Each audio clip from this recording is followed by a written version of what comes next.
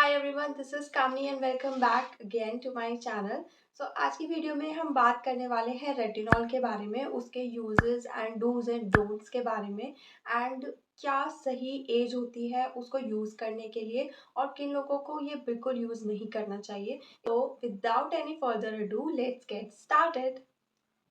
सो retinol का काम होता है रीजनरेट करना नए सेल्स को, जिससे कि कोलेजन प्रोडक्शन होता है और हमारी स्किन में जो सैगिनेस आ जाती है, रिंकल्स आ जाते हैं, जो भी फाइन लाइंस होती है वो धीरे धीरे करके एकदम ख़त्म हो जाते हैं। लेकिन इसको कंसिस्टेंटली हमें यूज़ करना होता है एटलीस्ट 12 वीक्स तक फॉर बेटर रिजल्ट्स या विजिबल रिजल्ट्स के लिए। अब यूज़ कैसे करना है इसे, बिल्कुल बिगनर हो और आपने ये कभी यूज़ नहीं किया है तो आपको वंस अ वीक से स्टार्ट करना है। हफ्ते में एक बार आप इसको यूज़ करेंगे एंड इसको हमेशा रात को यूज़ करना होता है।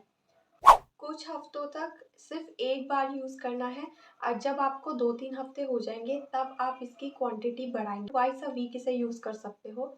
सो काफ़ी बार हमें लगता है कि कब हम रेटिनॉल अपने स्किन केयर में इंक्लूड करें, कब से शुरू करें। तो बेसिकली अगर आप यू आर 25 प्लस तो इट इज़ परफेक्ट टाइम कि आप रेटिनॉल अपनी स्किन केयर में इंक्लूड करें, क्योंकि 25 प्लस के बाद हमारी स्किन में कोलेजन का जो प्रोडक्शन है वो धीरे धीरे कम होता जाता है और साइंस ऑफ एजिंग, जो अर्ली साइंस ऑफ एजिंग है, वो दिखने शुरू होते हैं। तो इट इज़ बेटर कि आप 25 प्लस होते होते ही, या अगर आप 24-25 में भी हो तभी भी आप इसे स्टार्ट कर सकते हो। There is nothing wrong in that. मैं हूँ डर्माको 0.3% रेटिनॉल फेस सीरम और ये मेरे स्किन के लिए बहुत अच्छा है for all skin types and Dermaco के प्रोडक्ट्स, क्योंकि मैं जनरली भी यूज़ करती हूँ अपने स्किन केयर में, तो वो ब्रांड मेरे लिए सूटेबल है, इसलिए I started using of Dermaco.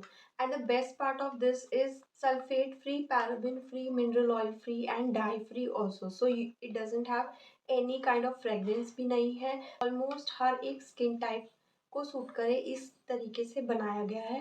But also check it out, अगर आप इसको यूज़ करने की, रेटिनॉल, कोई भी रेटिनॉल यूज़ करने की सोच रहे हो तो यू 0.3%, लेकिन मार्केट में बहुत सारी क्वांटिटीज़ में अवेलेबल होते हैं। सो जो आपको सही लगे आप वो परसेंटेज का रेटिनॉल अपनी स्किन केयर में इंक्लूड कर सकते हो। But I am been using this.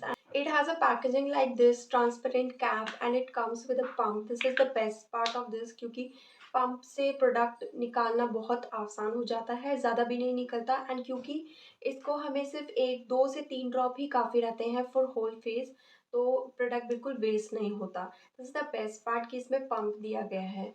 Retinol आपको कुछ डूज एंड डोंट्स का ध्यान भी रखना होता है। लाइक अगर आप रेटिनॉल यूज़ कर रहे हो, एक तो आपको ये नाइट टाइम स्किन केयर में ही यूज़ करना है, नो मैटर व्हाट, दिन में यूज़ नहीं करना है। सेकेंड थिंग इज़ सी और रेटिनॉल को मिक्स करके कभी नहीं यूज़ करना। अगर आपको विटामिन सी यूज़ करना है तो आप दिन में यूज़ करो एंड रेटिनॉल आपको हमेशा रात में यूज़ करना है। ऑल्सो आपको सनस्क्रीन कभी भी स्किप नहीं करना है।